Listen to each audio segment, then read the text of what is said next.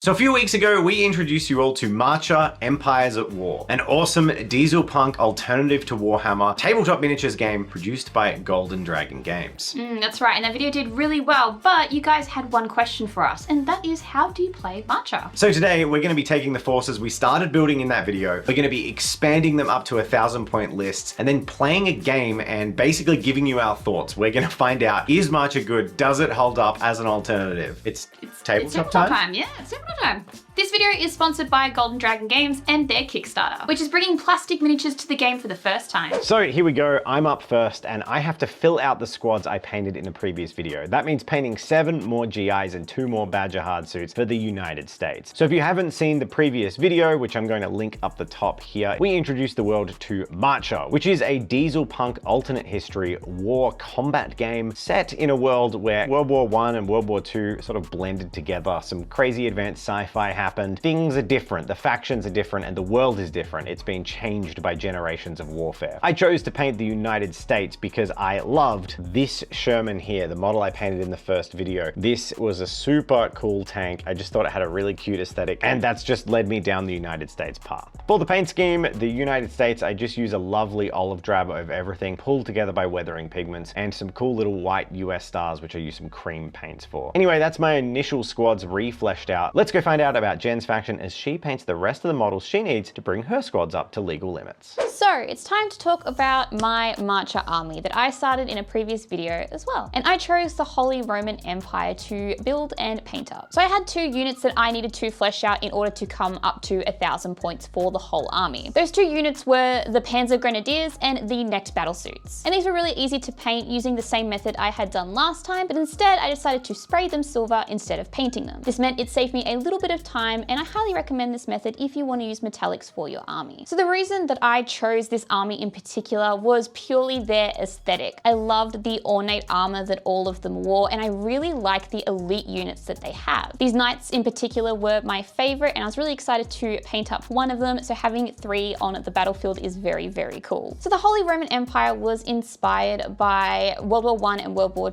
II countries, and you can really see that influence in some of the tank designs, which are reminiscent of some German vehicles from World War II. So yes, these units are definitely my favorite, and I'm really happy that I was able to flesh them out a little bit more. So now we're gonna head back over to Dave and see what he's adding to his Marcher army. So it's come time to expand my force. I've been talking to Golden Dragon Games and asking, well, what's a way that we can reasonably create an army out of what we've already painted without having to paint like 100 models? And he's given me some list suggestions. First of those is the Lynx Battle Walker. I think this thing is super cool. I love the B-52 bomber kind of canopy on the front of it. And then it's got this old school turret on the side. Kind of reminds me of the gun on the Pershing. And I just think it's a really cool vibe, but it's not just the Lynx that I'm going to be adding. So I've also got this awesome transport. And this model would be a fantastic proxy for a Chimera, just in the same way as the Sherman would be a great proxy for a Lehman Russ. But in the game of Marcher, it's going to get my American Marines, my GIs on board and moving with a convoy. It all thematically feels like a small mobile mechanized column, and I like that. That's the kind of army I like to build, where all the pieces thematically fit together. Painting these 2 new war machines was really simple. It's following the exact same steps as the Sherman, which you can see in the previous video. The only major difference was the Lynx had a canopy that I needed to pick out and detail. So the expanded squads and the addition of my heavy transport and my battle walker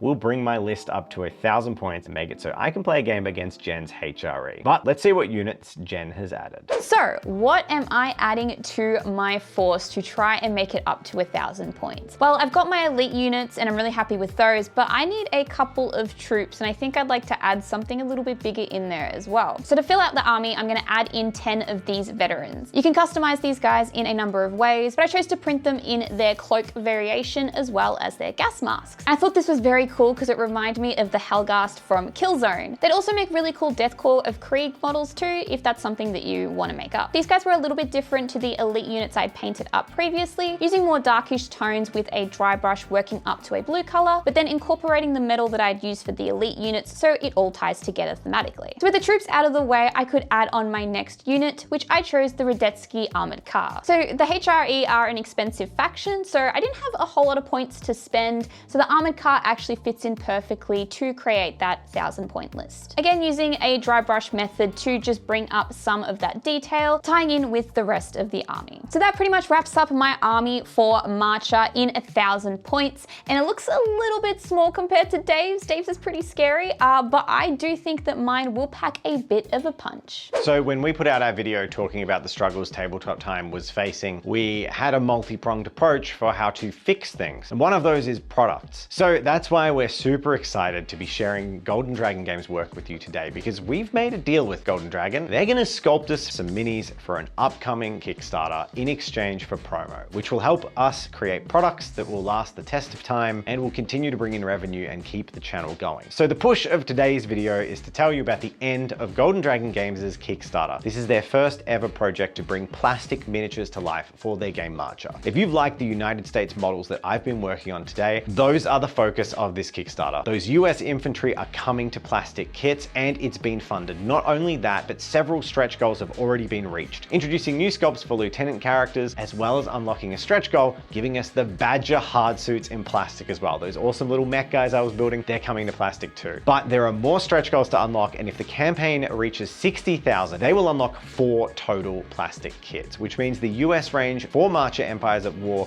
will be off to the races. War Games Atlantic will be creating and fulfilling these plastic kits, and they have an excellent track record of producing high quality plastic kits. Please go check out the Kickstarter, support Golden Dragon Games, as they are going to be supporting us into the future. This is such an amazing opportunity to let an indie game developer, a small group, turn from this burgeoning STL Patreon success story into a bigger gaming company producing plastic kits that might one day be on game store shelves near you. And I think that is worth supporting. Links in the description. So that is our armies that we're going to use for our game of Marcher, and I am very excited because this is the first time I get to verse you in a game as well. On the channel? Yes. Yeah, absolutely. So this will be a lot of fun. This isn't a battle report. We're basically going to talk you through the game systems and how it all works. It's also not really a learn to play. It's like a first taste, so you should get an idea of if you want to try Marcher. The rules are available for free online to download, so you can check it out today, and hopefully that'll help if you want to follow along with us. Let's go play a game. Yeah, like game on.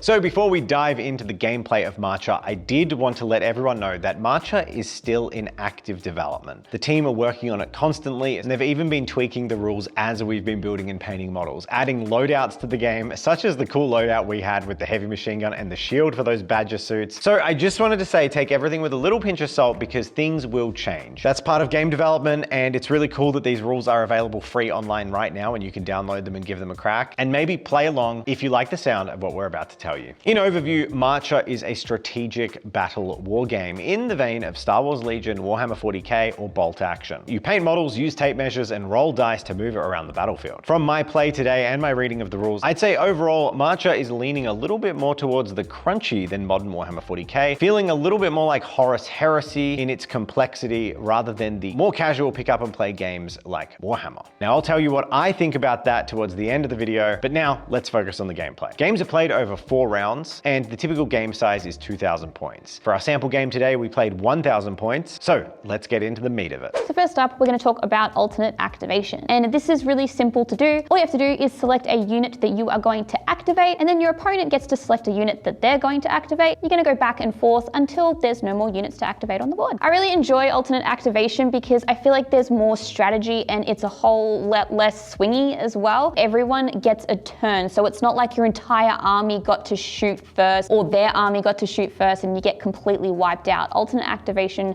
really allows for that fair gameplay. So each of the 4 game turns for Marcher are broken down into 3 phases: the command phase, the action phase, and the scoring phase. The best way to give you an idea of how the games flow is to take you through how each of these phases works. So next up we have the command phase, and this is where all of your higher level orders are going to come through. So armies are organized into platoons, and these platoons get special abilities that can only be used once per game. You can also have multiple platoons in your army, as well as commanders that can really strengthen them up. This allows you to build lists however you want, and Dave and myself for this battle have built mechanized platoons. Special requisitions, command abilities, and platoon abilities are all used in this phase, and the person with the least amount of units will go first. This helps to ensure that the game is completely fair. When each unit is selected, they get 2 actions to use. There are a whole list of actions, universal actions available to all units, as well as special actions unlocked by specific units or unit types. Certain unit types also get the ability to perform actions for free, such as infantry being able to cap objectives for free, or some scout units getting bonus movement. Generally, actions can be repeated, however the attack activation is typically once per turn. There are also reactions you can use in the action phase when your opponent selects your unit as a target of their attacks. This allows you to play a little bit reactively, have a bit of back and forth, however these reactions do come with a price, only being able to be used by units that have not been activated and costing them actions later in the turn. This action system combined with an alternate activation game make for a very reactive and dynamic gameplay experience that is not offered by some of the main players in tabletop wargaming today. So how do you score points in Marcher? Well, there are objectives on the board which you need to capture, and the mission that you choose to play will determine what they're worth. There are different requirements for units when it comes to capturing objectives. Infantry, for example, gets to do it completely free, while vehicles take 2 actions in order to capture. Another really cool thing that Marcher has is emergent orders. Now, if you're falling behind a little bit in your game, well, they give you a leg up. You get to pick from a list of choices, and if you happen to score this objective, you get extra VP. Dice rolls in Marcher Empires at War are D10 based systems. You roll a handful of dice based on the number of attacks your weapons have, and you're trying to beat your opponent's evasion. You do this by scoring an equal amount on your D10 or higher than their number. Once you've determined whether your attacks hit, you then need to determine whether they do damage, and you do this by subtracting your weapon's armor penetration value from your target's armor score. This gives you a number, for example 5, and then you roll all of your hits against that number. Any that equal or best it do damage directly to the unit. So it's effectively a hit and a wound roll for those familiar with games like Warhammer, with the armor save baked in to the profile of the units, so there's no third roll made by the defending player.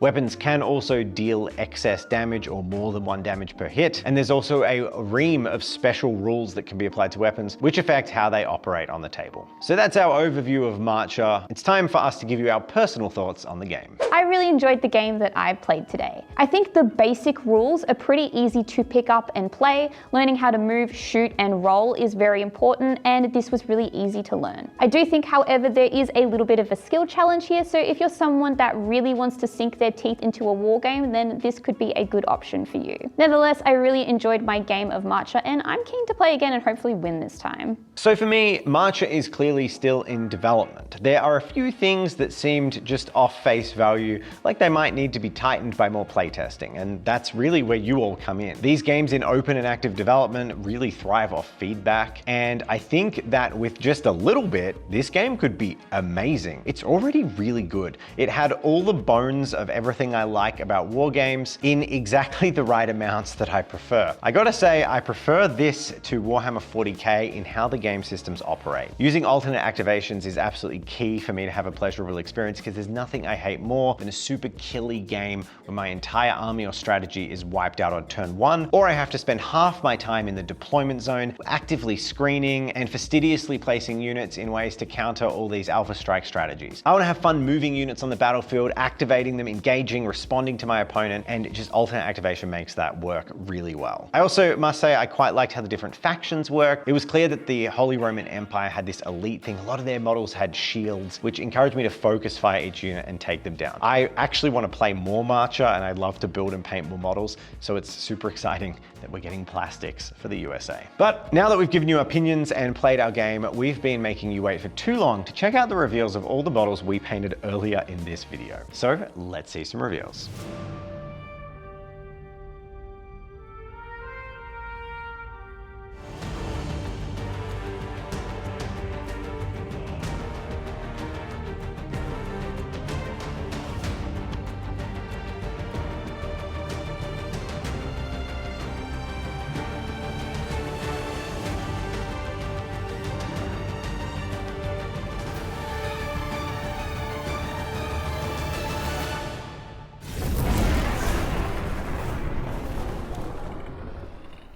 Well, we hope you enjoyed our dive into Marcher. A lot of you asked for us to revisit this and tell you all how the game plays, so now you know how the game plays. I had a lot of fun playing this actually. Wish we had more points so I could have played a bigger game, but for an example game, this was pretty much perfect for me. Well, thankfully, Marcher is available in STLs, available via Patreon, so every month you can get more and just download and print them. But we're talking about the Kickstarter today, so please go and support Golden Dragon Games' Kickstarter because, as I mentioned earlier in the video, if we can hit those final stretch goals, that will mean this dream for 1 plastic kit for the USA becomes 4 plastic kits. And backers can basically back for credits, which they can redeem for different kits. They're all super affordable kits published by Wargames Atlantic, and I'm really hyped to see it happen for them. So go check out the links in the description, and remember that supporting Golden Dragon Games now is also supporting Tabletop Time in the future, as they're going to be sculpting us minis for some upcoming projects that will really help the channel stay alive. So thank you all for watching.